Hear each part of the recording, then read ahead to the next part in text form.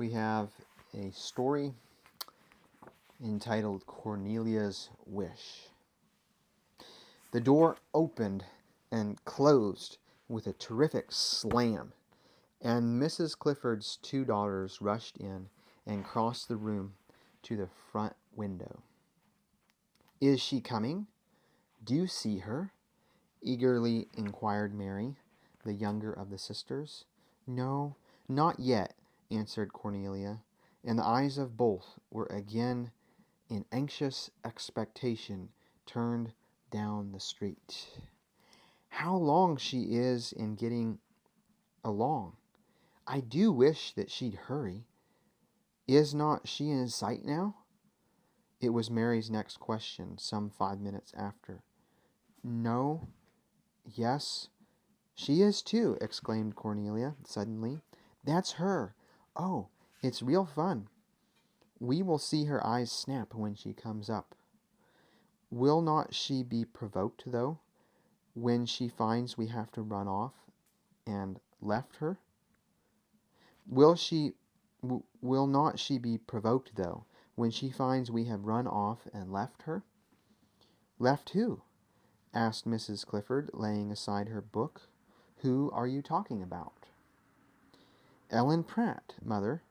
She sits just in front of us, and she is the hatefulest, most disagreeable girl you ever saw. She wanted to walk home with us tonight, and we told her that she might.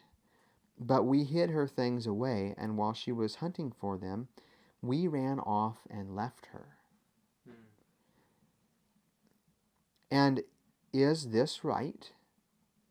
Is it doing as you—" "But we did not hide them far," interrupted Cornelia.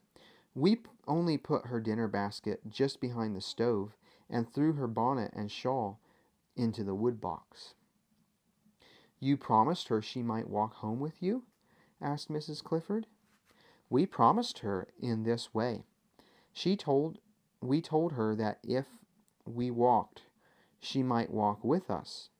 But we did not walk. We ran every step of the way, without stopping once. Besides, she is such a horrid-looking fright. I should actually be ashamed to be seen walking beside her. She wears an old, worn-out, faded gingham dress. It looks old enough to come out of the ark, and it is all patched with new pieces, and darned in ever so many places. Last week, when she tore it, she had it mended with calico. We asked her why she did not put in some of the same, and she said there was not any more like it. We girls call it her dress of many colors. Look, there she goes now. See, Mother?" "And is this all the reason of your dislike to her?" inquired Mrs. Clifford quietly. "Does she not behave properly?" "Yes, Mother, she is what Miss French calls a pattern scholar," answered Cornelia, "and they are just the kind I do not like. You see, she is the youngest, and she wants to keep right around us big girls all the time, and we do not want her. She wants us to mark out her lessons for her and help her do her sums and all sorts of things, and we do not want to be bothered." "And why not help her? As she has no companions of her own age, it is why she wishes. And why not help her? As she has no companions of her own age, it is why she wishes to be with the older scholars. And if she desires a little assistance, it ought to be given her." After making some more remarks, Mrs. Clifford paused. "But I do not like her. I cannot endure her," said Cornelia impatiently. "And if I cannot, I cannot, and there is no use trying. I only wish the whole family would move out of town. I detest every one of them. I wish Ellen anywhere. I do not care where, so that she does not trouble me. Mrs. Clifford forbore to press the subject further, but was determined at some future time to refer to it again. Mrs. Clifford forbore to press the subject further, but was determined at some future time to refer to it again. It was Friday afternoon, and there was no school again until Monday. But Ellen did not come on that morning as usual, and various remarks about her went from mouth to mouth. I guess she stayed at home to help her mother wash, said one, or to add a few more patches to her dress of many colors, said another. At any rate, it is a real relief not to see her around. I always did abominate the sight of her, was Cornelia Clifford's concluding observation, as the day wore away and no Ellen Pratt appeared. Tuesday, Wednesday, and Thursday came and went. Still she did not come. Where was Ellen Pratt? Was she sick, or what was the occasion of her absence? The teacher inquired from time to time of different members of the school, but no one could tell. Ellen had not been seen since the day she left school. Recess of Friday afternoon came, just 2 weeks from the time our story opens, and the girls of Miss French's school were out enjoying their usual recreations.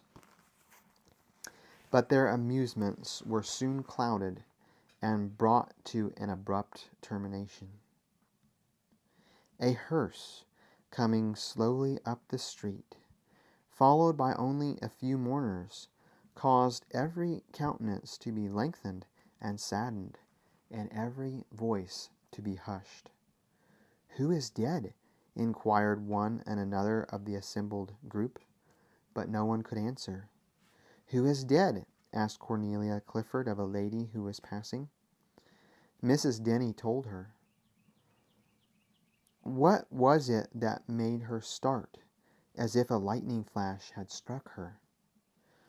What was it that made her grow sick and fall? The blood suddenly recede from her face, and the pulsations of her heart almost cease. Oh, it was the name of Ellen Pratt that fell upon her ear. It was the overwhelming, agonizing reflection that the last time she had spoken her name was to wish her anywhere, she cared not where, so that she would not trouble her. And Cornelia's wish, her cruel, wicked wish, had been granted. Ellen Pratt's pale, homely face, her old, faded, patched gingham dress, and disagreeable ways would never trouble her more. She had passed from earth, and the cold, silent grave was waiting to receive her. But oh, what feelings of self-condemnation and anguish filled Cornelia's soul at this harrowing thought. What bitter tears of repentance and sorrow she shed that night, as she stopped on her way home and knelt by the new-made grave. But tears, anguish, and regret could avail nothing now. The words had been spoken and could never be recalled.